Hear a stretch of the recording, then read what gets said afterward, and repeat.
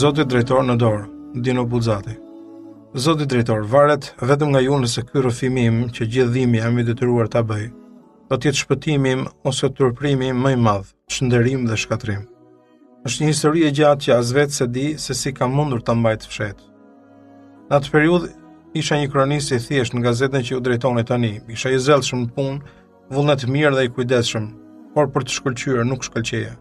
Në mbrëmje kur i dorëzoja kryeredaktorit të raportet mbi vjedhjet, fatkeqësitë rrugore, ceremonitë, lëndohesha gjithmonë tek i shihja ato të masakruara.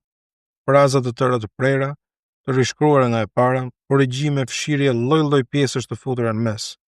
Megjithëse vuaja dije që redaktori nuk më kishte me të keq. Fakti është se mua s'më thot në të shkruar. Dhe nëse s'më kishin pushuar akoma, kjo fal zellit tim në mbledhjen e lajmeve vërdall nëpër qytet. Megjithatë thellë në shpirtin tim më diçte një ambicie dëshpëruar letrare, dhe kur dilte artikulli ndonjë kolegu tim pak më të ri se unë, kur botoi libri i ndonjë bashkëmoshërtari tim, dhe vija re që artikulli dhe libri kishin patur sukses, ngacmira më duke sikur një darë e helmuar më shtrëngonte fort tëmthat. Her pas here tentoja të imitoja këta të privilegjuar duke shkruar skica, copa lirike, tregime, por çdo herë mas rreshtave të parë, pena më binte nga dora.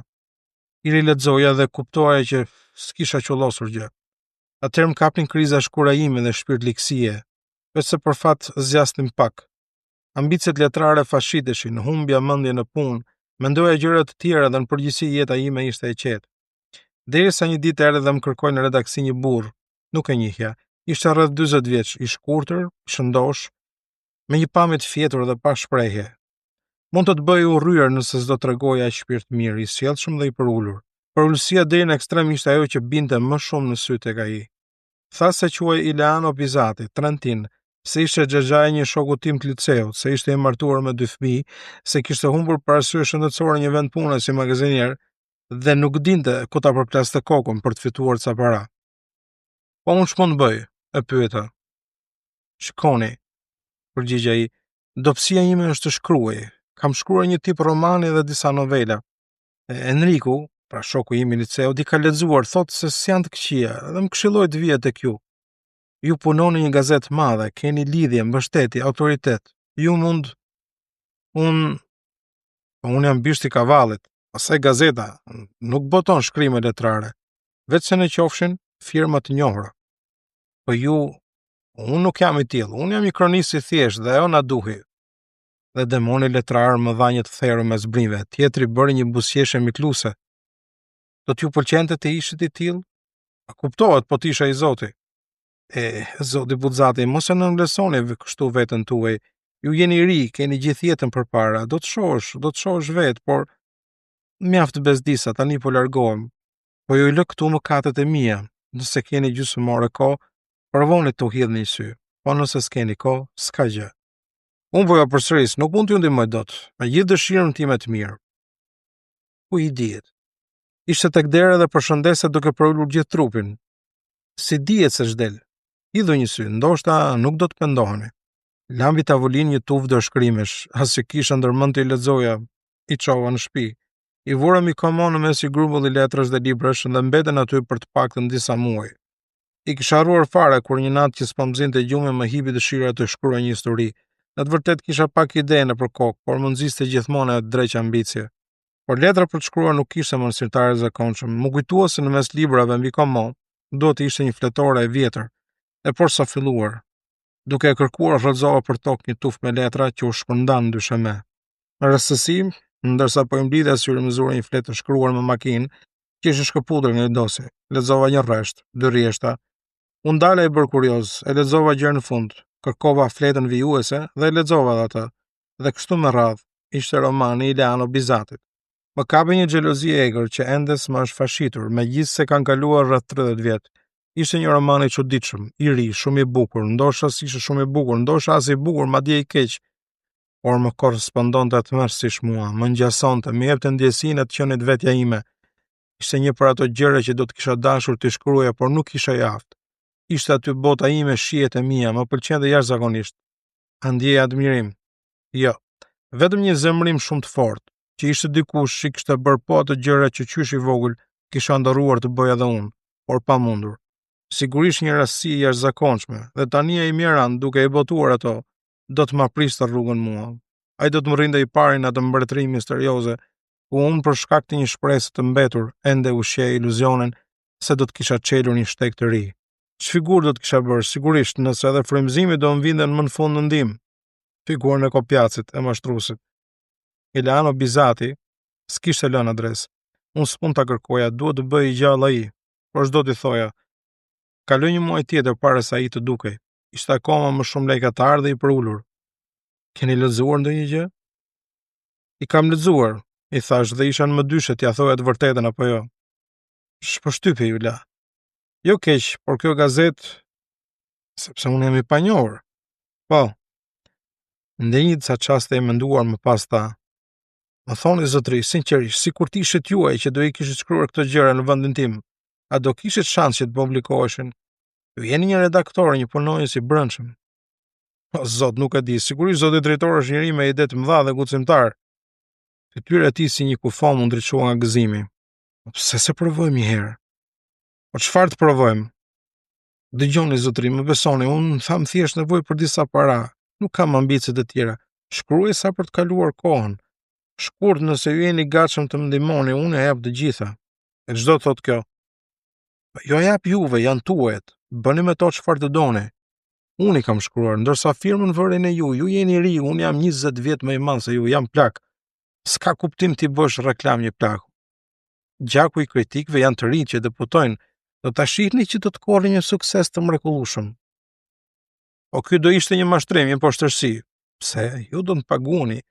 Ju më shërbeni si një mjet për të shitur mallin tim. Çrëndsi ka për mua nëse malli ndrohet. Kështu që jemi të larë, e rëndësishme është që shkrimet e mia t'ju pëlqejnë. O kjo është absurde, nuk e kuptoni se s'rrezikoj unë.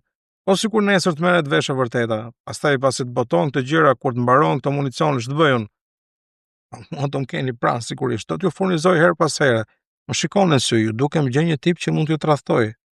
Nga kjo keni frikë? Shkreti unë. Po sikur smureshit. Për atë periudhë do të smureshit dhe ju. Po nëse gazeta do më çojë me shërbim, ty ndjek pas. Shpenzimet e mia, kjo është logjike, por unë kënaqem me pak, nuk kam zakone të këqija. Diskutuam gjatë që një kontratë e poshtër që do të më bënte të isha në dorë të një të huaj i gatshëm për çdo lloj shantazhi dhe që mund të më shtynte drejt një skandali. Por tundimi ishte i madh. Shkrimet e Bisatit më dukeshin aq të bukura, mirazhi i famës më ma gjepte pa mas. Kushtet e marrëveshjes ishin të thjeshta. Ileano Bizati merrte përsipër të shkruante për mua atë që doja unë, kurse të drejtën për të firmosur e kisha unë, të më diqte pas në rast të shërbimesh pune, të ruante sekretin, të mos shkruante asgjë për llogarit vet apo të një të treti. Unë nga ana tjetër do të jepja 80% fitimit, dhe kështu u bë. U paraqita te drejtori duke u lutur lexonte një tregimin tim. Ai më hodhi një vështrim, shkeli syrin dhe futi shkrimin tim sirtar. Një pritje të tillë e kisha parashikuar.